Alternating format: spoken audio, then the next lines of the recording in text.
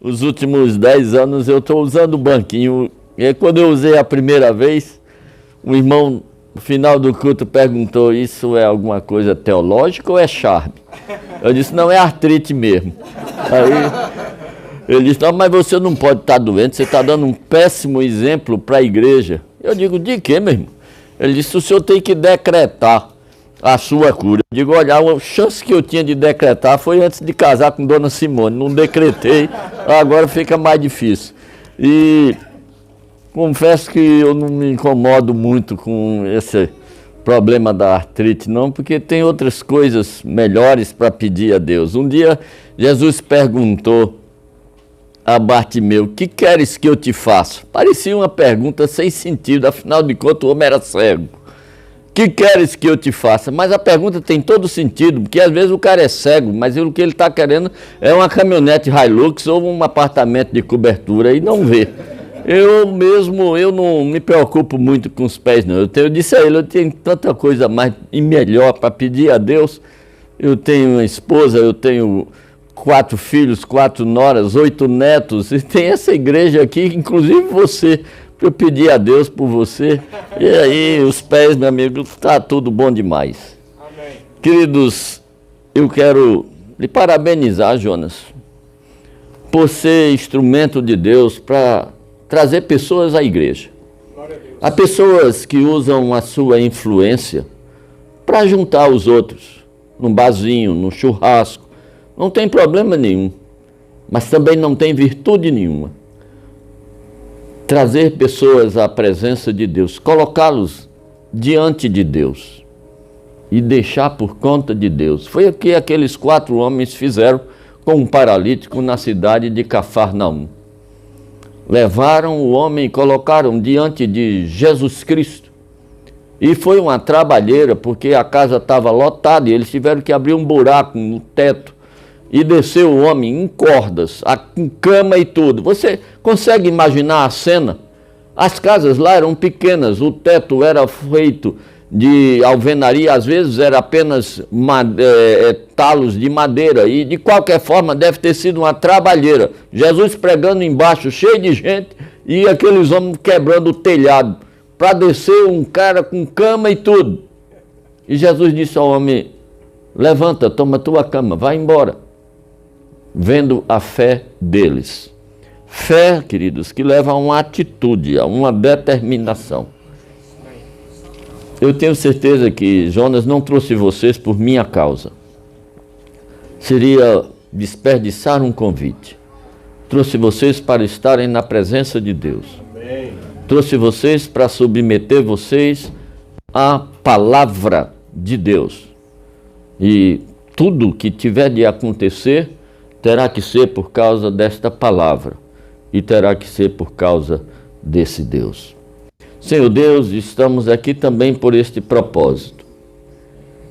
Estamos aqui para te agradar, fazer o que tu gostas, dizer o que tu queres.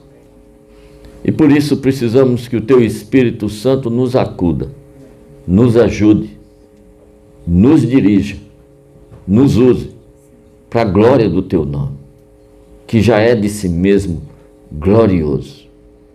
Em nome de Jesus Cristo. Amém. Amém. Nós vamos ler um texto da palavra de Deus que está no Evangelho de um colega médico, Lucas, no capítulo de número 7, onde ele conta uma história que parece história de trancoso, conversa de pescador, mentira de caçador. Mas isto é a palavra de Deus. E quem está falando aqui é um homem com uma mente científica. Um homem que disse que para escrever esse evangelho, ele investigou acuradamente junto às pessoas que foram testemunhas oculares destes fatos. Portanto, isso aqui é fruto de um trabalho de pesquisa, de investigação, de um homem que tinha uma mente esclarecida, um homem culto, um homem que sabia das coisas, O homem que a princípio não era religioso, ele era um gentil, ele era mais parecido conosco do que com Pedro, Tiago e João, que eram judeus. Este homem era gentil. O nome dele é Lucas. E está escrito, capítulo 7, a partir do verso 11. Logo depois, Jesus foi a uma cidade chamada Naim, e com ele iam os seus discípulos e uma grande multidão. Os seus discípulos e uma grande multidão. Ao se aproximar da porta da cidade, estava saindo o enterro do filho único de uma viúva, e uma grande multidão da cidade estava com ela. Ao vê-la, o Senhor se compadeceu dela e disse: não chore. Depois aproximou-se e tocou no caixão, e os que o carregavam pararam. E Jesus disse: jovem, eu te digo, levanta-te. E o jovem sentou-se e começou a conversar, e Jesus o entregou à sua mãe. Consegue visualizar a cena? Nós estamos no enterro, a caminho do cemitério. E o defunto se senta e começa a falar. Você ainda está lá ou já correu? Sim, porque um dia chegou um paciente lá no hospital onde eu trabalhava, aí o vigilante disse: doutor, esse ali é o morto-vivo. Eu disse: o que é isso, Bibiu? Ele disse: esse cara chegou aqui num táxi há uns meses atrás. E aí eu tirei ele de dentro do táxi, mas ele já estava morto. Aí botamos na maca e o doutor mandou que a gente levasse ele para a pedra do hospital. O necrotério do hospital, onde eu trabalhava, ficava por trás, eles tinham que sair e rodear pela calçada. Ele disse: eu ia carregando ele com o rapaz da limpeza, e no caminho o defunto fez... Até hoje o rapaz da limpeza está correndo. Eu tive que botar ele nos braços e trazer ele sozinho. E aí o doutor mandou ele para a UTI, mandou para o hospital, e ele está aí, doutor, bonzinho. É que ninguém fica, não. O pessoal se assombra. Perde muito pela vida, mas quando Deus diz: não, tá bom, está atendido, e vai embora. Todos ficaram cheios de temor e louvavam a Deus, dizendo: um grande profeta se levantou entre nós, e Deus interveio em favor do seu povo. Esta notícia sobre Jesus espalharam-se por toda a Judéia e regiões circunvizinhas. Era domingo de carnaval do ano de 1974. Eu era o oficial médico de plantão de serviço no Hospital da Aeronáutica, lá no Recife, quando chegou a notícia de que Jerônimo, um colega médico, havia morrido num acidente de carro na chegada na cidade de Surubim, onde ele morava. Jerônimo era um cara de quem a gente gostava de graça. Nós aprendemos a operar juntos, fazíamos parte da mesma equipe. Ele era um ano mais adiantado do que eu, e quando chegou a notícia da morte de Jerônimo, muitas pessoas, muitos colegas do Recife foram para Surubim para o sepultamento dele. Quando nós chegamos lá, havia uma multidão na frente da casa de seu Geneton. Afinal de contas, havia morrido uma pessoa de uma família importante numa cidade do interior de Pernambuco. E nós estamos falando disso há mais de 50 anos atrás, há 50 anos atrás. Queridos, uma pessoa que morria numa cidade de interior 50 anos atrás era um evento, era uma notícia que mobilizava as pessoas. Eu era menino, nós estávamos jogando bola em frente de um campinho que a gente tinha feito lá em casa, lá em frente de casa, em Campina Grande. Chegou a notícia que tinha virado um jipe e uma mulher havia morrido. E o enterro ia sair lá da rua Miguel Couto. Nós parávamos o jogo, botávamos a bola debaixo do braço e fomos lá ver a falecida. Nenhum de nós nem sabia quem era, mas era cidade interior. Vocês são do tempo de internet. Naquele tempo não tinha nem televisão. A televisão chegou na rua em 1962. Isso foi antes. Nós fomos lá. Tudo só de calção, descalço, peito aberto, uma bola debaixo do braço, arrodeamos o caixão, vimos a defunta e voltávamos para terminar o jogo. Porque era notícia, era novidade. E essas pessoas estavam lá na casa, diante da casa de seu Geneton. Na hora do sepultamento, nós subimos a ladeira, o cemitério ficava mais adiante na ladeira, e todos muito circunspectos, muito emocionados. E depois do sepultamento, quando vínhamos descendo a ladeira, aquilo me incomodou. Um bocado de gente vinha numa risadagem enorme e vinha e uns entrando na bodega para tomar um aguardente, uma cerveja. Eu digo, cara, que dei aquele povo que subiu quase chorando aqui essa ladeira, agora volta nesse festejo todo. E aí, querido, veio a minha lembrança, estes episódios da minha infância. Em cidade de interior, 50 anos atrás, um sepultamento atraía uma multidão de curiosos, pessoas que não tinham nada a ver com o falecido. Muitos nem sabiam o nome do falecido. Outros não conheciam a sua voz, não sabiam dos seus sonhos, dos seus projetos, não sabiam nada, na cor dos olhos, nada.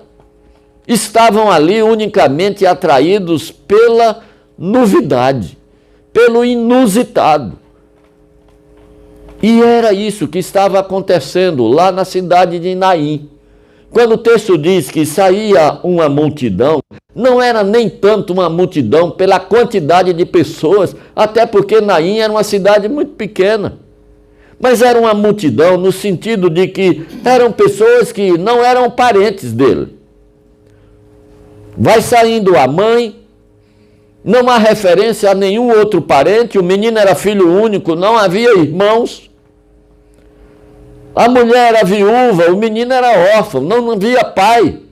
Não sei se havia tios, talvez houvesse, mas seria um grupo muito pequeno. A maior parte eram pessoas que formavam a multidão. E quando essa procissão vai saindo, acompanhando um defunto, a caminho do cemitério, onde havia uma cova aberta, do lado de fora da cidade, vem chegando pela estrada uma outra procissão. E esta outra procissão vem seguindo Jesus Cristo. Jesus, àquela altura, não era ainda unanimidade. Aliás, ele nunca foi. Muitos achavam que ele era um impostor. E não é apenas muitos, naquele tempo, ainda hoje. Deus me deu a graça de poder levar vários grupos a Israel. Acho que já fomos lá umas 12 vezes. E todas as vezes eu me encanto com os guias. Não só com o nível de conhecimento, mas o modo como eles falam de Jesus. Com uma empolgação que toda vez eu cometo a besteira de chegar para ele e dizer: quem é Jesus para você? E eu me lembro de um guia que disse: nada. Apenas mais um impostor que veio da Galileia dizendo ser o Messias. Eu ouvi isso de pelo menos 3 deles, deixei de perguntar. E eu aviso ao pessoal que vai no grupo: por favor, não tente evangelizar o guia, deixe ele falar tudo. Só fale com ele no final, porque senão ele vai criar problema. Sabe, Jesus nunca foi unanimidade. E por isso, quando ele vai saindo de Cafarnaum, vai acompanhando Jesus Cristo. Algumas pessoas que acreditavam nele. Não era uma crença muito firme, não. Era meia boca. Mas acreditavam nele. E havia uma multidão. Até porque, depois de alguns anos, as pessoas se reuniam onde Jesus estava para ver se ele ia fazer algum milagre. Não tinha como negar que havia cegos que agora estavam vendo, havia paralíticos que agora estavam andando, leprosos que tinham sido purificados, havia pessoas endemoniadas que agora estavam libertas. Não tinha como negar isso. Então vamos ver esse cara.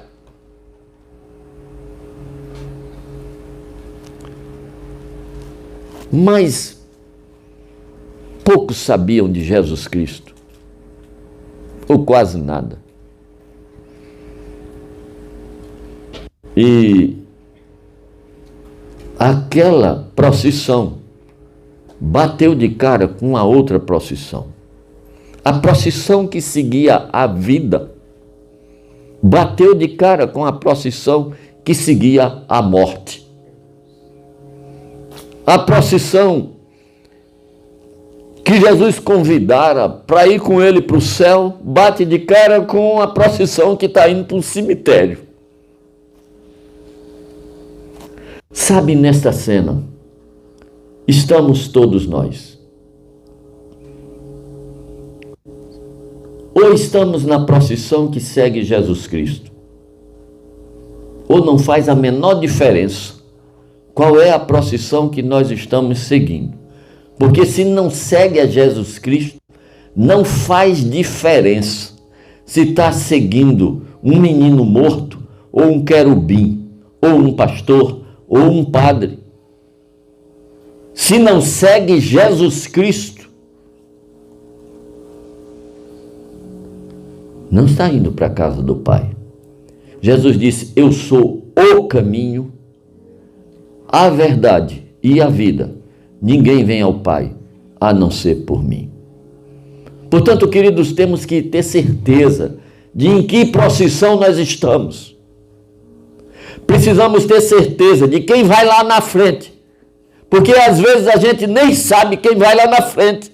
A gente entrou na procissão porque ela ia passando na frente da nossa vida. E aí a gente entrou.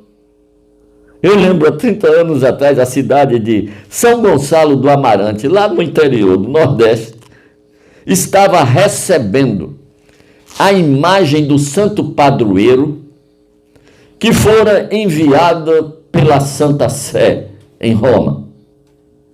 Era o centenário da cidade. E eles estavam recebendo aquela imagem. Isto porque o padre, o pároco velho da cidade, se aposentou e chegou um padre mais novo, mais estudado, olhou para aquela imagem de São Gonçalo do Amarante e achou que ela não estava com cara de São Gonçalo do Amarante. Fez uma pesquisa e descobriu que aquela imagem era de São Domingos Gusmão. E aí mandou o caso para Roma. E aí Roma mandou a imagem certa. Não tinha nada a ver com o outro. Um era careca e branco, o outro era moreno e de barba. Aquela cidade, durante 100 anos, saiu em procissão acompanhando o santo errado. Durante 100 anos, aquelas pessoas fizeram promessa e se ajoelharam diante do santo errado. Quem é o santo que vai na frente da nossa procissão? É Jesus. Sim, tudo bem, mas é o Jesus da Bíblia?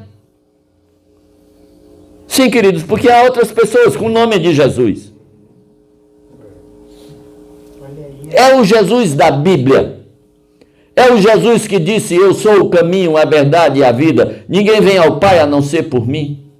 É o Jesus que Deus disse: este é o meu filho amado, em quem eu me comprazo. A ele ouvi. Este Jesus que nós seguimos é o Jesus dos primeiros 5 minutos do culto hoje. Eu fiquei encantado com aqueles 5 minutos falando de Jesus. 5 minutos falando de Jesus, dizendo quem Jesus é. E vendo aquilo tudo, eu digo, me lembrei de Salomão, que no livro de Eclesiastes diz, não te precipites ao dizer palavra alguma diante de Deus, porque Ele está no céu, você está na terra. Salomão está pensando na diferença, não geográfica, mas na diferença de qualidade. Deus é o Criador, nós somos a criatura. Deus é o Senhor, nós somos os servos. Deus é o Rei, nós somos os súditos. Deus é o dono, nós somos a possessão. Então, antes de falar com um Deus desse tamanho, eu tenho que parar para considerar o que é que eu vou dizer. Será que o Jesus que eu estou seguindo é aquele daqui 5 minutos? Será que é o Jesus desta Bíblia?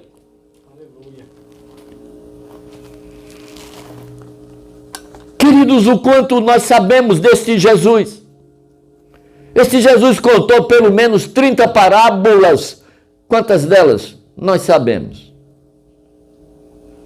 Esse Jesus realizou uma grande quantidade de milagres, há mais de 30 registrados. Quantos deles nós sabemos? Este Jesus pregou vários sermões. Tem 5 deles formando a estrutura do Evangelho de Mateus, dos quais o mais conhecido é o Sermão do Monte. O que nós sabemos sobre o Sermão do Monte? Deixa eu lhe falar sobre o final dele. No final dele, Jesus diz assim: quem ouve estas minhas palavras e as pratica é semelhante ao homem que construiu a sua casa sobre a rocha. Sopraram os ventos, caiu a chuva, correram os rios, mas a casa não caiu, porque estava edificado sobre a rocha. Quem ouve estas minhas palavras e não as pratica é semelhante ao homem que construiu a sua casa sobre a areia. Sopraram os ventos, desceu a chuva, correram os rios e a casa desabou, porque foi construída sobre a areia. Querido, de forma honesta, você se consideraria alguém que constrói a casa sobre a rocha? Alguém que ouve e pratica o que Jesus disse? O Jesus da Bíblia. Sim, porque tem o Jesus do espelho, que é aquele que dá bom dia para mim de manhã quando eu chego no banheiro. Eu olho e vejo Jesus. Sim, porque cada um de nós tem uma ideia de Jesus. Cada um de nós tem um Jesus na sua mente, que pensa como a gente pensa, que quer o que a gente quer, que diz que é pecado o que a gente diz que é pecado. Mas existe o Jesus da Bíblia, que estabelece muito claramente quem ele é, o que ele pensa, o que ele diz, o que ele quer, o que é pecado e o que não é, quem vai para o céu e quem não vai.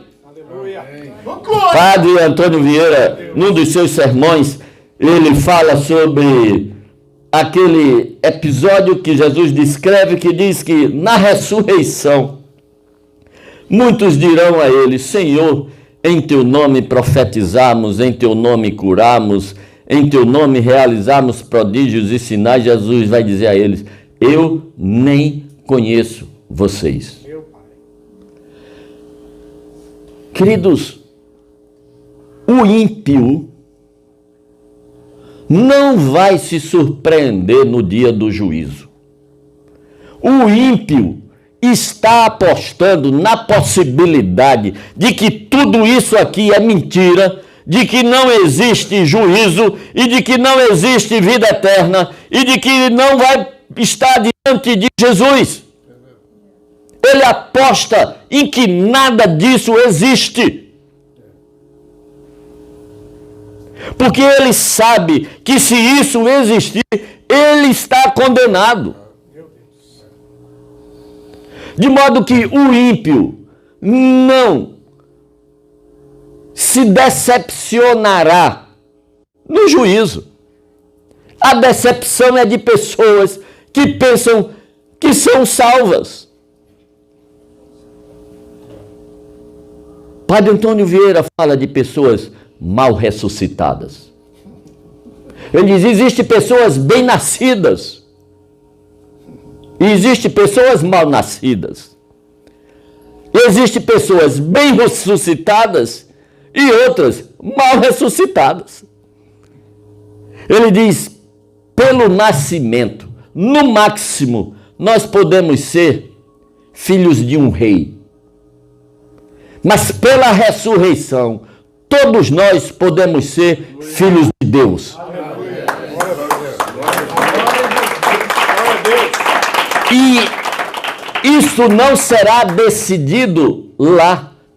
Isto é decidido aqui. Isto é decidido no momento em que eu defino qual procissão eu vou seguir. No momento em que eu decido quem vai na frente. No momento em que eu decido quem é o meu mestre. Nós cantamos aqui, meu coração é do meu mestre, a minha vida é do meu mestre, eu sou do meu mestre.